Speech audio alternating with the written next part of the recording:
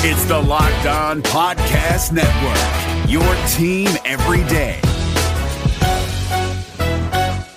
David Harrison here of the Locked On Washington Commanders podcast to share with you that U.S. Cellular has some great news, especially for you, a person listening to this podcast. Right now, you can get one line with unlimited data for just $29.99. So unlike other cell networks, you won't have to pay for lines you don't need just to get that good price. Get one line for $29.99 with unlimited data today. U.S. Cellular, built for us. Terms apply. Visit uscellular.com for details. We've hit the fourth round of the 2022 Fantasy Draft Rewind, and now it's starting to get really spicy with some interesting names that we got to keep our eyes on headed into this next year's draft. Thank you for joining us for the Thursday episode of the Locked On Fantasy Hockey Podcast. Let's get right to it. You're Locked On Fantasy Hockey, your daily podcast on fantasy hockey. Part of the Locked On Podcast Network, your team every day.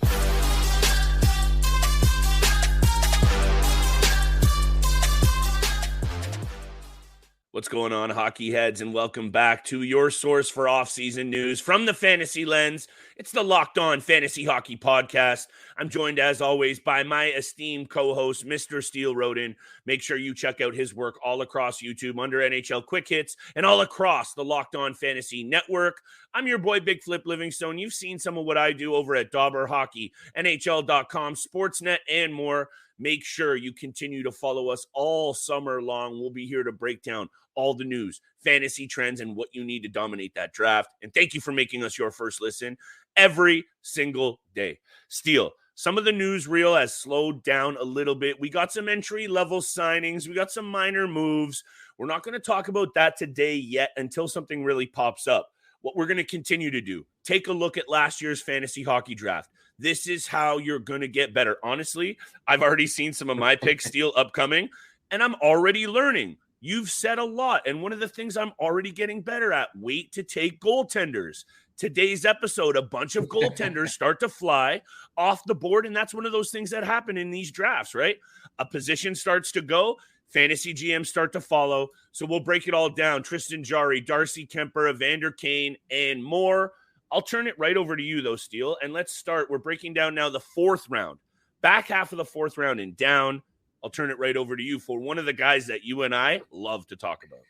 We do love to talk about them. We love talking about his teammates as well. Roope Hintz coming in at 48th overall in our Locked On Fantasy Hockey League. And this is always a funny player for me to talk about because I've actually drafted this player multiple times over the last few seasons. And specifically 2 seasons ago when I drafted this player, I actually wanted to trade him almost immediately when the season started because he couldn't get off to a worse start than he did.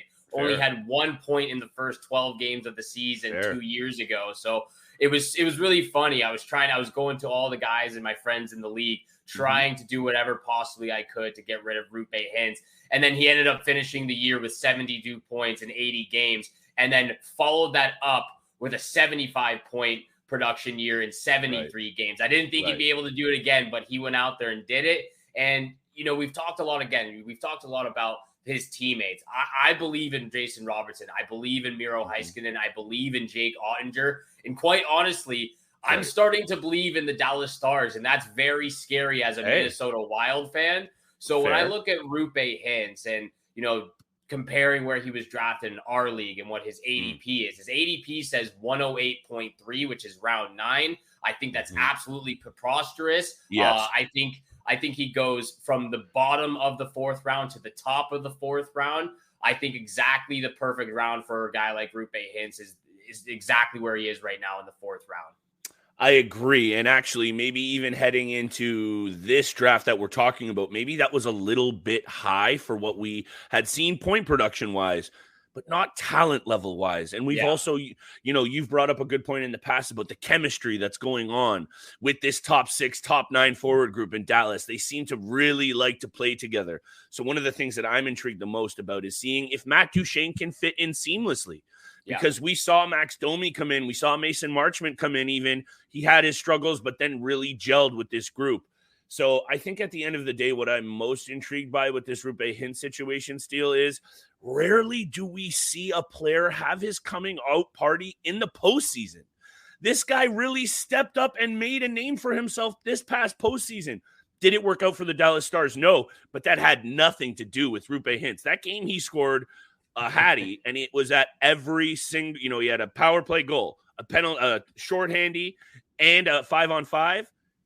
I know that's just one of those things that you can really jazz up and kind of get caught up in the media moment. That's just downright impressive, dude. And to do it in the postseason, that was one of the things I looked at with Roope Hintz is maybe not enough people are giving this guy credit because of some of those slow starts he had, Steele. Because I remember certain podcasts out there, not ours, thankfully, said drop Roope Hintz, get rid of him. At least you were trying to get some value for him. But at the end of the day, Roope Hintz is one of those guys who is under the radar as the next couple of stars in this game. And I don't mean Dallas Stars. I mean superstars. Yeah, and that playoff performance just put him above the top of what we thought we could expect from Roope Hintz. And again, playing with the guys that he's playing with, Pavelski, Jason Robertson, even Jamie Benn from time to time, Miro Heiskanen on the back end, that's obviously going to help your production, but he's a very skilled player, and he proved that this postseason. Deservingly so, deserves to go in the fourth round. A guy who probably shouldn't be going in the fourth round, though, Darcy Kuemper, 47th overall.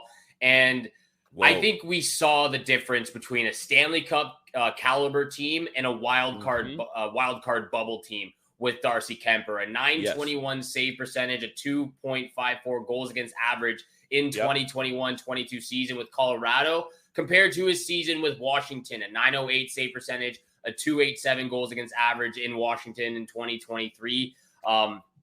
Played the same amount of games, played 57 games in both Colorado and Washington, but the win record was just very lopsided. Had a losing record this year with Washington. He was injured for a bit, and you honestly can't complain too much with the guy overall. Like, he got his Stanley Cup ring, he secured the bag. It is what it is. But when you speak it into ADP and draft position, I think 47 is too high. His ADP says 65.1, which that's even too high for me. Feels too high. Yeah, it's too high. And again, this is the goal. It seems like a goalie episode. We had 4 goalies going. It is a goalie round. Episode. And a guy like Darcy Kuemper, we've talked about this at length many times. Wait for your goaltenders. You can find them down even in the 10th, 11th, 12th round. We saw that last year with Vitek Vanacek and Linus Ullmark. So Darcy Kuemper, I'm fading him hard. Do I think you're getting the Vezina Trophy winner this year as late as you got Linus Ullmark last year? I don't think so, but there's a few things I just got to pop off before I forget. First of all, the Washington Capitals are going to be in trouble in terms of getting wins. Yeah. Second of all, I don't actually hate their defensive group, Steele. Do I think he's still going to be, a peripheral number one in terms of where you draft him? And do I wholeheartedly agree? At the fourth round, I don't know what was going on in this draft. And there's a few more goalies, and I'm a victim of it as well, that went far too high. So that is the main takeaway for this episode for sure. Wait for your draft pick, for your goalies, unless it's maybe one of those couple of guys. And even then, I think you can still wait, Steele. But at the end of the day, Faravari, a full year of John Carlson again, Rasmus Sandin, you and I like Nick Jensen for those banger leagues, Joel Edmondson and Trevor Van Riemsdyk. Are they flashy? No, but that group is okay. And my final point here, everything you said about Darcy Kuemper, spot on. Odds and stats propped by such a good year with Colorado and an amazing Stanley Cup squad in front of him. But I want to say this, 916 save percentage in his career, 2.55 goals against in his career, and he's played for some really, really bad teams in Arizona. And no offense, but those early 2010s were not pretty for the Minnesota Wild that he was a part of. So the fact that he is 165, 121, and 43 with those numbers, he is a very underrated goaltender, just not in a good position, Steele. And fourth round, way too high. I'm saying 12th round, I'm going to be looking at Darcy Kuemper, maybe 10th at the earliest. That fades a lot, and I think 12 might be pushing it a little bit, but I can agree. I think 12 is too far. You're right. It's 9, a little 10. Bit far for a guy. For a guy number. He's still a number one. he is still number one and struggled with a little bit of injury last year. Washington struggled with injuries overall the entire season as well. John Carlson back full-time is going to be huge for that. It's going to be huge for Washington. It's going to be huge for Darcy Kuemper. And it's going to be huge for the blue line, even the power play as well. So I think Alex Ovechkin and all those guys up front, they'll be happy to get John Carlson back fully healthy and ready to go for next season. We got so many more goaltenders to get to. Yes, sir. Frederik Andersen, Tristan Jarry, Jack Campbell, but we will be starting it back up with the boy out west in Edmonton, Evander Kane, who also suffered a very traumatic injury halfway through the season as well. He did suffer a traumatic injury, but will help you keep out from injuries is our next sponsor. AG1, today's episode is brought to you by our friends at AG1, the daily foundational nutritional supplement that supports whole body health. Steele and I have been drinking it every day, and we've been trying AG1 before and after the gym because it gives you that natural boost mentally and physically, and you don't need to be worrying about all those pills and supplements. AG1 is a foundational nutrient supplement that delivers comprehensive nutrients to support whole body health. It replaces your multivitamin, your probiotic, all in one simple drinkable habit. It's a science-driven formulation of vitamins, probiotics, and whole food source nutrients, raising the standard for quality in the supplement category. AG1 helps you build your health foundation first. You got to be checking out our friends from AG1. It's awesome before or after the gym. Steele and I have been taking it mostly because we hate all the pills and supplements. Don't worry about 100 different pills. You got to be checking out one scoop of AG1 every single day. It's a comprehensive solution is what you need from your supplemental routine. You need to be trying AG1 and get a free 1 year supply of vitamin D and 5 free AG1 travel packs with your first purchase.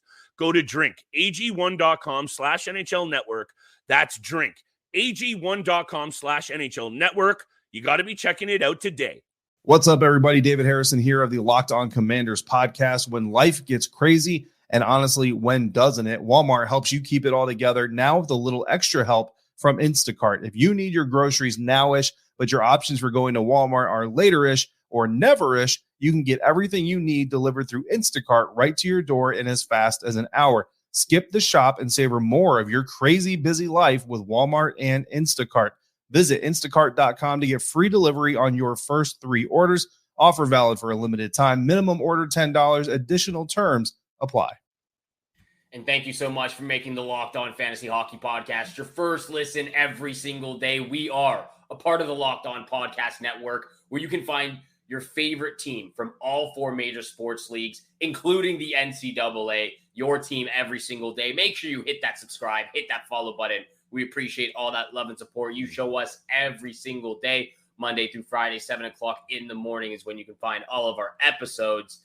And where you can find this player next season on the Edmonton Oilers, Evander Kane, going 46th overall in our draft. And I want to hear your opinion first on Evander Kane, because this is a very, very hot player fantasy-wise. He pretty much brings everything you can think of fantasy-wise. Banger leagues, banger league beauty. He brings the physicality. He's got power play touch to him as well. Obviously, he plays with the 2 best players in the world. Where do you think he falls next season? Well, first of all, taking him this high just seems silly. Look, I get that you kind of almost have to catch lightning in a bottle with Evander Kane and get him at the right moment sometimes. And when he is on, he is on. But one of the things you and I mentioned, and, now it seems that the Stanley Cup playoffs were perhaps years ago, Steele. We mentioned one of these trends that affects fantasy hockey. Players that either overperform or underperform in the postseason, that's what you remember headed into draft season, and you forget that the playoffs usually don't actually count into your fantasy success. And don't get overly sold or undersold on players who maybe over or underperformed. And a year ago, Evander Kane scored 13 goals in 15 postseason games. So something tells me headed into this last year's draft, one of these GMs went, oh my goodness, Evander Kane led the league in postseason's goal scoring. I'm jumping all over him in the 4th round. Pause. Remember that playoffs and regular season, especially when it comes to fantasy, don't always correlate. So keep that in your cap when you're drafting players this year. Am I saying Evander Kane isn't valuable or draftable? 100% not. But the 4th round, way too high, and make sure you don't get over, glamified on what they've done in the postseason. So I'll say that, Steele. I hope you like that take. And number 2, how did you like my ad read on the AG one? Was it fire or not? It was fire. It was clean. It was concise. And it was pure. I absolutely loved it. We love AG1 on this channel. What I don't love, I actually disagree with your take on Evander Kane here. I don't think it's crazy that he went 46th overall in our league. I actually was thinking about taking him in this 4th round with my pick. I decided I could probably wait for the 5th round. Unfortunately, he went right after a few picks after mine. But I think if he didn't get injured, this would be a completely different conversation. I think it would be a completely different story. He had 28 points in 41 games, so pretty much just double that. He finishes the season with 55 points, which he on average does pretty much every season. So this is my thing, because I do agree with you. Like, obviously, a little bit of a reach when you think about it in all aspects. But if we could potentially see a full 82 game season from Evander Kane, I seriously, and I'm confident when saying this, we could easily see him put up 60 to 65 points, 250 shots, 250 hits, and over 80 penalty minutes. What if he plays a full season? He plays that type of game. I don't think it's that far-fetched. I don't think it's that crazy. It's not far-fetched, but to say easily when he's never done that in his career, I don't think easily is the word. It's not far-fetched. He also hasn't played with Connor McDavid and Leon Draisaitl for his entire career. He's only been playing with them for the last 2 seasons, and both those 2 seasons he's been injured, plus came in halfway through the year. So he's never had a full year with those 2 guys, and he had a very serious injury last year. Good point, but also then maybe let's also then consider the caveat of the injuries, because he has been banged up, and maybe some of those have been freak accidents. The cut was really nothing. He was out for 3 months with that. Yeah, you could never predict a freak accident like that with a blade slash. So you're bringing me around here a little bit. Let's just also remember that his previous high was topping out at 57. So 60, 65, you're right. It's not a stretch. Also, the main thing with this guy, aside from all the things you just mentioned in peripherals, he gets to play with Connor McDavid, Leon Draisaitl, and he brings those just by default. You got to go after him. 4th round maybe was a bit high for me. Again, though, here is the same old song and dance, Steele. What's your format? Our hits, our PIMs, our blocks, are all of those things counted? Because then, yes, he goes up the draft board 100%. Why don't we talk about, and now actually 3 goalies in a row with Mr. Freddie Andersen? Freddie Andersen, yes, sir. Let's get to him right now. 45th overall in the Fantasy Hockey League. And this is where I think he went too high. I think Frederik Andersen went at 45th, went too high in this draft, and obviously for multiple reasons. Obviously, you factor in the injuries that he's had over the last few seasons. He's a great goaltender. He's one of the best in the league. Obviously, there's some younger goaltenders climbing up that leaderboard, but he put some impressive numbers up. But it doesn't really transfer over into the fantasy hockey world. Again, like Flip just said, it really depends on the league setting. But if we're speaking strictly on fantasy points, he's not the best and not one of the best, or even remotely close to one of the best in fantasy hockey leagues. Actually, last year, he was ranked 40th best at the end of the season. Well, he only played 34 games because he was injured. But he was ranked 40th best amongst goaltenders in last year's fantasy leagues. And this past year.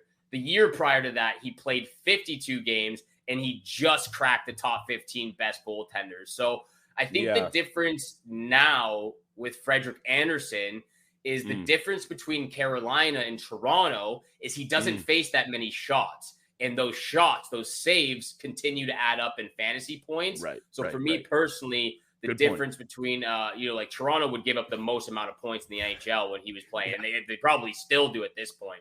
Now that he's in Carolina.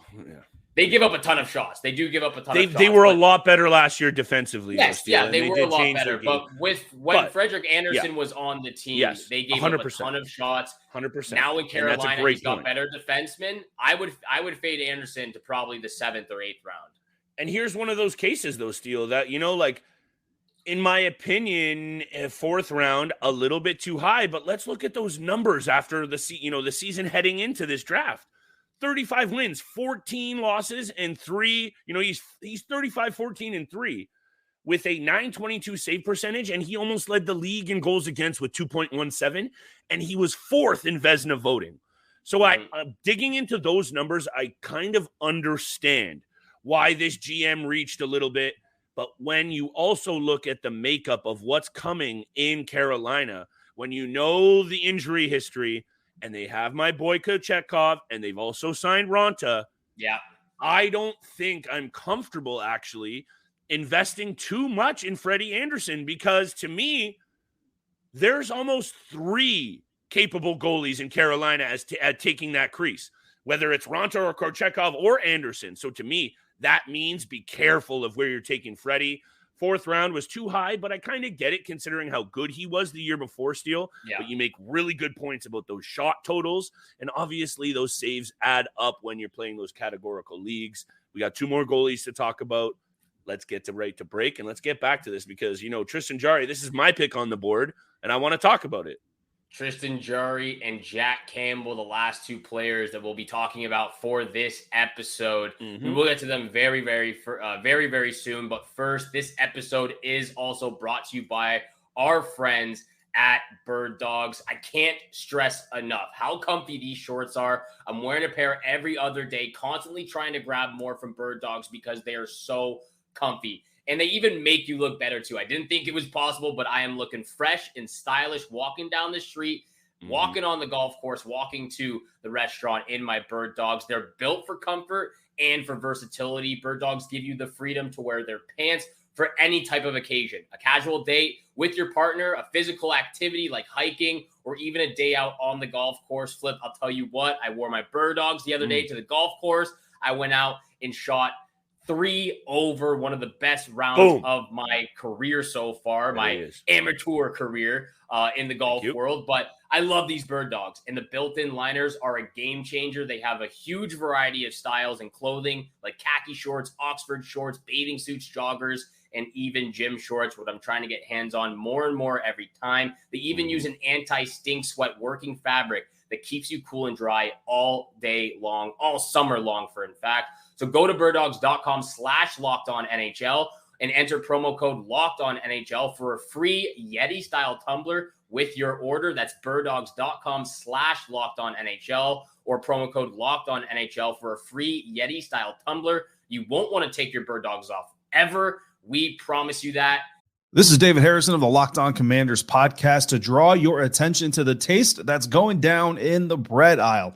All thanks to Dave's Killer Bread, bread amplified. Anyone can bake bread, few can rock it, and Dave's Killer Bread is the champion of killer taste, killer texture, and is for those who want to rise above the boring. Organic and healthy doesn't have to mean boring when it's made with the highest quality organic and non-GMO ingredients, packed with whole grains, fiber, and protein. 21 whole grains and seeds bread has a subtle sweetness and a seed-coated crust, while Good Seed products are the boldest and sweetest of all. Dave's Killer Bread was built on the belief that second chances can change lives, because after spending 15 years in prison, not only did the guy with the guitar you see on every loaf turn his own life around, he's helping others to do the same. By hiring the best people for the job, regardless of their background, he's ensuring your mornings no longer taste like cardboard, your taste buds don't have to feel sedated, and your sandwiches can become superstars. Visit daveskillerbread.com to learn more and look for Dave's Killer Bread in the bread aisle of your favorite grocery store. And thank you so much for making the Locked On Fantasy Hockey Podcast your first listen every single day. We appreciate all that love and support you show us out there. And look at that. The Yeti-style tumbler from Bird Dogs. Here it is. Absolutely gorgeous. Yes. We love Bird Dogs. We love AG1. We love all of our sponsors out there. Thank you so much for tuning in every single day. Tristan Jarry, the next goaltender that comes up on this list. Was this your draft pick, Flip? It was my draft pick, Steele, and I went a little goalie heavy. And this is where I'm so vibing your advice about holding back, because not only did it go off the rails for my squad, because for a lot of reasons, I left holes in my lineup by going for goalies that I really love their game, right? I think Tristan Jarry and Sorokin, they are 2 of the best in the business. Yeah.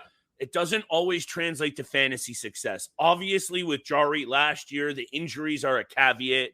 At times, though, with Jarry and Sorokin, I had the best tandem in our league. but that falls I think apart. He did, actually. Yeah, and that falls apart, though, when you also don't leave any backups in your forward lineup. So Tristan Jarry, Steele, to me, since taking the crease in 2019 for the lion's share, take these numbers in. .915 save percentage, 2.6 goals against, and a 103, 52, and 17 record. Those are almost elite numbers. And if not for, look, we've said what we've said about the Pittsburgh Penguins. They've been banged up. Chris Letang's been banged up. Malkin's been banged up. They've had some trades that haven't worked out, some signings, Granlund and others. The team's not exactly been super quality in front of him. And what I wanted to leave with this with Tristan Jarry, I am so fine having him as my first goalie off the board for my team. Do I mean he is the first goalie off the board? Absolutely not. But he is a solid goaltender who doesn't get enough respect. And if you dig into his numbers, aside from the injuries and maybe a couple of inconsistent back-to-backs, he is a really good goaltender. See, I don't actually hate the fact that you took Jarry in the fourth round. I think what the problem was, because you drafted Ilya Sorokin in the second round, right? Go. That's the problem. I think that's the problem. It's not the fact that you drafted a goaltender in the second or fourth round, because I drafted Vasilevsky in the first round, and I ended up finishing second in our fantasy league. I don't think that's the problem. I think it's that you drafted two. I reeled off two. Yeah, you reeled off two in the first 4 rounds, which seems to be you did have the best tandem goaltender, but it didn't. It was working for a period about 10 days. It was. But these are both. Yeah, you're right. These are some of the hottest goaltenders. Ilya Sorokin probably top 3 fantasy wise. Tristan Jarry probably top 10. Debatable if you really want to put him into the top 7, maybe. But I really like Tristan Jarry as well. I drafted him for my keeper dynasty fantasy league. Love that. I'm considering maybe keeping him depending on my forward core right now. But he's a phenomenal goaltender. And, he obviously had a very down season. He went from playing 58 games the year prior to 47 this past year. Obviously struggled with injuries. And I think people forget that he actually battled through a broken ankle in the playoffs 2 seasons ago as well. Right. So he struggled with a few variety of serious injuries for Tristan Jarry. However, a goaltender that hasn't really struggled with injuries, but has struggled with his confidence, Jack Campbell of the Edmonton Oilers, coming in at 43rd overall. And I'll make this real quick. I understand the thought process of drafting Jack Campbell at this time in the 4th round. Played 47 games the year prior with Toronto, had a 31-9-6 record with a 914 save percentage. You believe that that's going to transfer over when he joins the Edmonton Oilers on that $5 million 5-year contract. Obviously, it didn't. He still had a good record. He was 21-9-4, but by far the worst numbers of his career, an 888 save percentage with a 341 goals against average. It's not even comparable or close to the second worst year of his career. And thank you for always being on point as my co-host. That's why I love doing this show with you. Right off the jump, what you said about Campbell is the main point. Confidence. It's between the ears for this man. We know when he's on his game, he is a number 1 goaltender, but you can't be on your game, Steele, 50 to 60% of the time when you're getting paid like a number 1 and you're getting played like a number 1. My man is just too soft. And I'm not going to come out here and attack anyone ever for having mental health problems.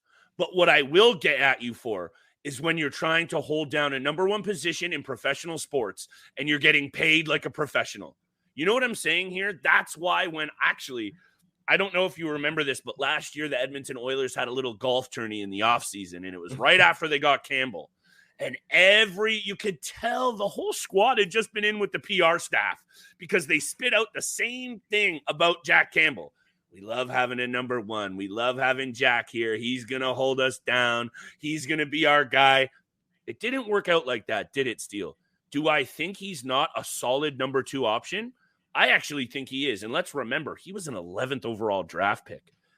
Does that mean he should be played like one? No, but there were a lot of scouts who know a lot more about hockey than you or I who put him as a number 1 pick. Goaltenders don't often go in the first round.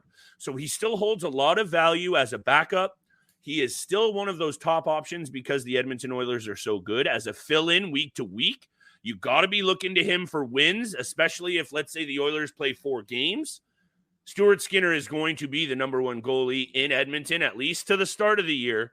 But I'm with you. Way overreach on Campbell for the 4th round. I don't even see him as being draftable in most leagues this year, Steele, because I really do think Stuart Skinner, at least to start, is going to get a real shot to be that bona fide number 1. I think it will be difficult after the year to find a place for him in fantasy hockey leagues because of what Stuart Skinner was able to accomplish in his rookie year and, be the goaltender in the playoffs. Thank you. I do think he is a starting goaltender in the NHL. I just think it's going to be difficult with Stuart Skinner now on the rise. But I understand the thought process from drafting him here. Going to Edmonton, you think he's going to be out, even if he has a .905 save percentage, he's going to have a better record and play more games. You just don't wins-wise, for sure. It just didn't seem like anything Jack Campbell did last year was working, even though it looked like he was trying his absolute hardest to stop the puck. No matter what he did, it just seemed like the puck was getting by him almost on every other shot. So hopefully he has a bounce back year, and maybe he is one of those guys that falls in draft boards, maybe doesn't even get drafted. You're able to pick him up in the first few weeks and he takes off from there. Who knows? But it will be difficult between Jack Campbell and Stuart Skinner. A lot of tandem goaltenders out there will be difficult to place. But that's what we do on the Locked On Fantasy Hockey Podcast, giving you all that advice and insight every single day. And thank you so much for making the Locked On Fantasy Hockey Podcast your first listen every single day. Make sure you're tuning in Monday through Friday, 7 o'clock in the morning is when you can find all of our episodes. Have a great day. Good luck with all your summer bets out there. And we shall see you back here again tomorrow. Peace.